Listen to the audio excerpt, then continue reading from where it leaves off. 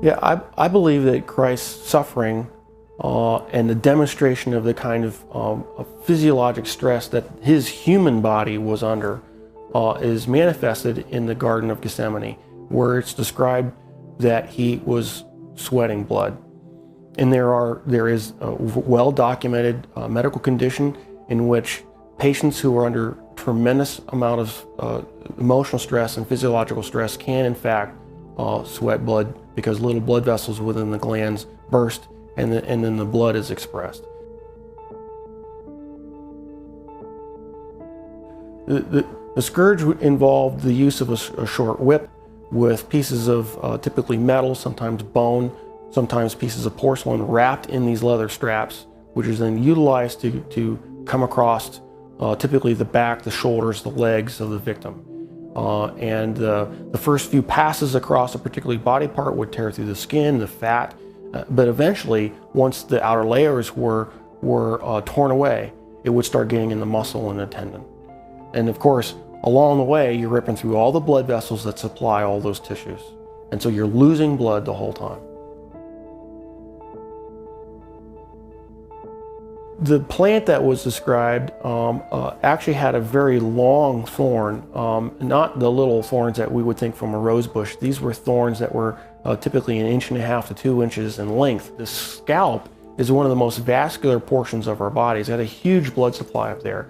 So then having those thorns shoved down into the, down onto the bony plate would have gone through all the scalp, which in and of itself would have created a huge amount of blood loss. I've seen people actually bleed to death from just a scalp injury. So it's not a small injury to have, who knows, dozens of these things shoved into your scalp. And so that would have caused more blood loss.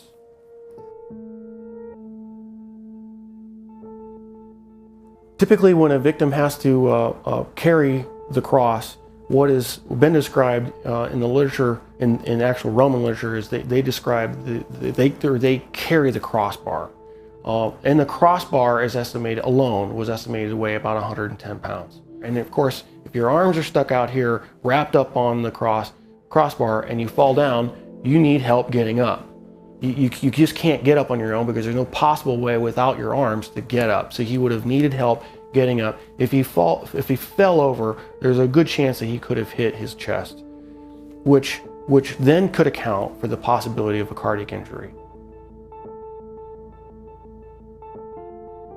Anatomically, we consider the wrists as part of the hand. And so with the placement of the nails between the radius and the ulna, at that position, it still fits the definition of being in the hand, and it's in a position in which the nail won't rip out, which you have to have a solid point of fixation. Another interesting point about the placement of that is the median nerve goes right straight through that particular portion of the wrist. And so there would have been either destruction of the nerve or impingement of the nerve that would have created a tremendous amount of pain, so that every time you try to take a breath, it'd be agonizing. You'd be pushing down on spiked feet, which of course hurt, and then you'd be hanging on spiked arms. And so you alternate from excruciating pain to excruciating pain every time you take a breath. So even if he survives the actual crucifixion, he would have had to survive what I believe to be a lethal injury from the spear to find out whether he was alive or not. What's described is the loss of water and blood, and that would entail either either a pleural effusion or pericardial effusion, and the blood would have come from either pulmonary artery, a pulmonary vein, the aorta or vena cava, or the heart itself.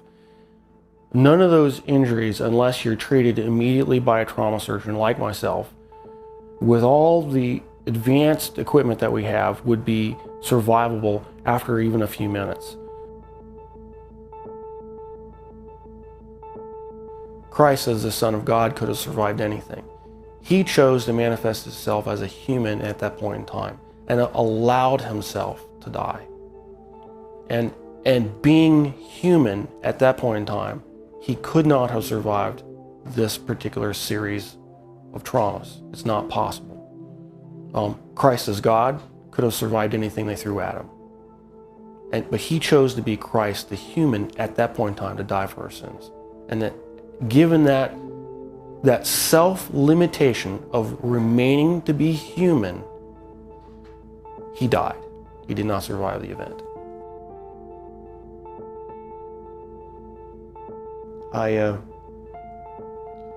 I'm profoundly impacted by it. Because I realized the price that he paid was something I would never be willing to do for probably anybody. It's very difficult for me to even sing songs about the cross, even in worship, because I truly do understand what he paid, the price that he paid.